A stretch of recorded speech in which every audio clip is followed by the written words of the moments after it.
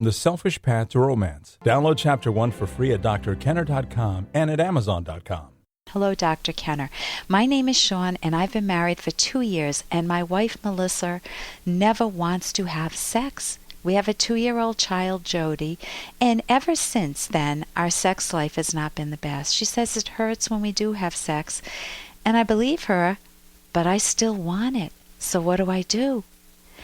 Shawn, first I want to tell you that this is very common. That once a woman has a baby, it's very confusing in her own mind because, especially if she's nursing, she's using her breasts to nurse with a baby. And so they no longer feel sensual and sexy. They feel engorged. They feel filled with milk, and the baby's always on them. So it's very confusing, very conflicting for her if she's doing that. Plus, just having a baby, any new parent or anybody that's had children knows that very early period is overwhelming. It's a 24/7 job, and resentments between partners build up rapidly. You don't help enough, you're not helping out with the baby, I'm nursing all the time, I have to get up all during the night. She may be very angry with you, and she may be afraid to say anything. So people tuck away their concerns, they stuff them, and then they explode eventually, or they come out indirectly as, I don't ever want sex again, or it hurts. Now, I'm not sure if the it, in her case, it hurts, means that it's physically painful, in which case she should go to her gynecologist and have the equipment checked out, or whether the I'm hurting psychologically, emotionally, that you're pressuring me for sex. It may have become a duty for her. She may be distancing herself and you're pursuing her even more. There's something called a distancer-pursuer relationship where one person is moving in closer and closer, wanting the intimacy, and the other one's saying, give me some breathing space, back off.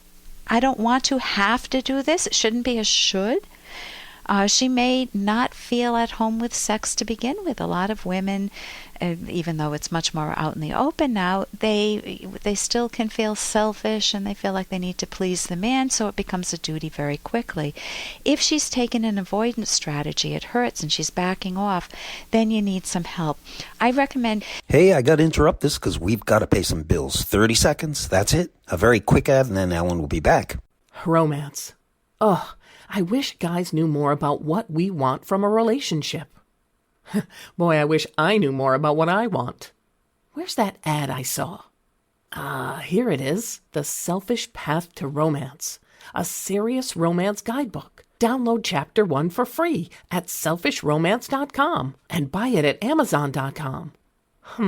The Selfish Path to Romance. That is interesting.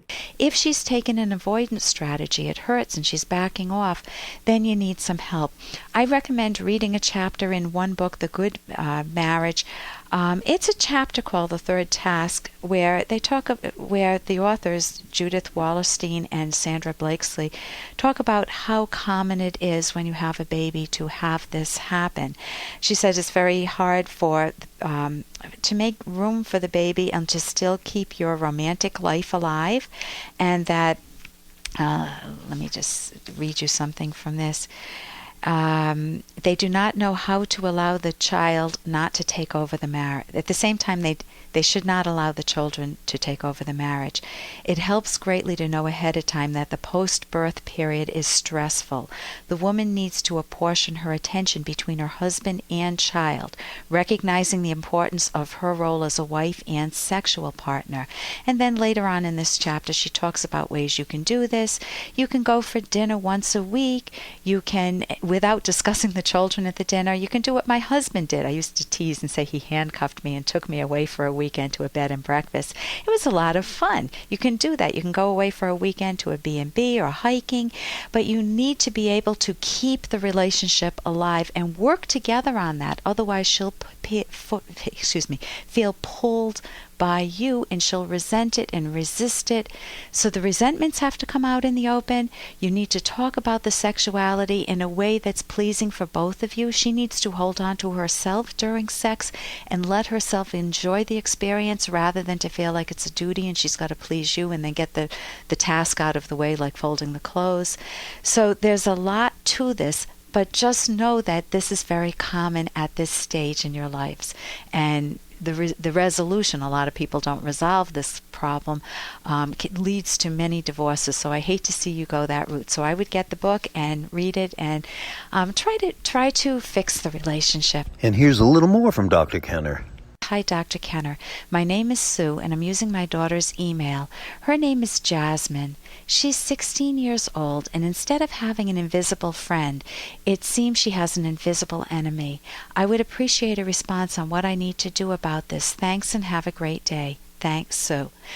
Okay, so let's envision. You didn't give me any details, which always help. So I'm just going to put some in. Let's say that Jasmine is a darling 16-year-old. She's a good kid. But she goes to put on a pretty dress that's a little sexy. She's 16 years old, and she hears in her own mind a critical parent saying, it's too short, the colors are too loud, the material is too sensual, it's too low cut. Then she may get an A on a biology test, and she hears the invisible enemy telling her, who do you think you are that you're so special? You were just lucky this time.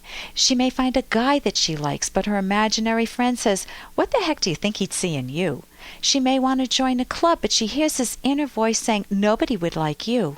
So first she needs to listen to the internal voices and answer them with facts to put a lie to this invisible enemy once and for all. She can get the book Mind Over Mood. It's on my website, drkenner.com, drkenner.com. And she also has to recognize that there can be no thing as an invisible enemy. It's just a figment of her imagination. Maybe voices that she's heard from you or her dad punishing her, or a grandmother who was mean to her, or kids at school picking on her. But there is no such thing as this floating mystical enemy. She wants to look closely at that. Some people with a religious background feel that there's a peeping Tom watching every move and chastising every move they make. I think that's one of the grotesque aspects of religion. And Ayn Rand has said that faith in the supernatural begins as faith in the superiority of others. Like your parents, you're afraid of others, so you believe, you just follow their authority, and then of course you're set up to follow any dogma, any religion. So I would suggest that she really value herself, maybe get some cognitive therapy for herself. Again, that book, Mind Over Mood, is a cognitive therapy workbook. Look at all her wonderful character traits, her honesty, her integrity, her ambition, her desire for romance and a good career, and help her, work with her to break the habit if you can. Support her that there is no such thing and can never be. For more Dr. Kenner podcast, go to drkenner.com and please listen to this ad.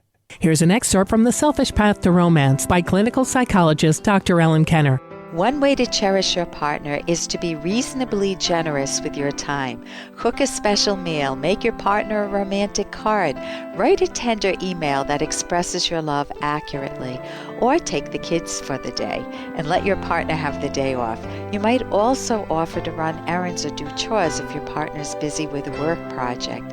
Generosity sometimes involves sharing one's belongings. There may be particular objects you don't want to share, such as a toothbrush or comb, but there may be many things you can share with pleasure, such as favorite cookbooks or clothes, sweaters, t-shirts, caps, cars, food, laptop computers, and cameras.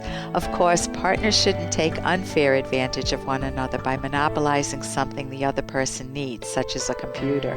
You can download Chapter 1 for free by going to drkenner.com, and you can buy the book at amazon.com.